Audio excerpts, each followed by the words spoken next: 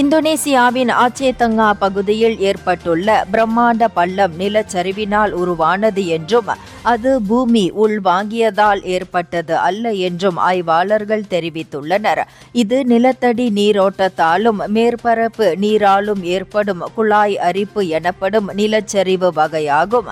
இந்த பகுதியில் உள்ள எரிமலை சாம்பல் படிமங்கள் வலிமையற்றவையாக இருப்பதால் அதிகப்படியான மழையால் நிலத்தடி நீர் மண்ணை அரித்து இந்த பள்ளத்தை விரிவுபடுத்தியுள்ளது என இந்தோனேசிய ஆராய்ச்சி கண்டுபிடிப்பு முகமையின் புவியியல் ஆய்வு மைய தலைவர் எட்ரின் தொஹாரி தெரிவித்துள்ளார்.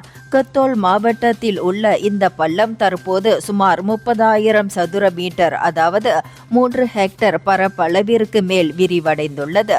இதனால் அந்த பகுதி சிவப்பு மண்டலமாக அறிவிக்கப்பட்டு விவசாய நிலங்கள், சாலை போக்குவரத்து முற்றிலுமாக பாதிக்கப்பட்டுள்ளது. இதனால் பாதுகாப்பு கருதி இந்த பகுதியை சீரமைக்கும் வரை பொதுமக்கள் அங்கு செல்ல வேண்டாம் என அதிகாரிகள் எச்சரித்துள்ளனர். இந்தியர்களின் இதய குரல் மக்களோசை.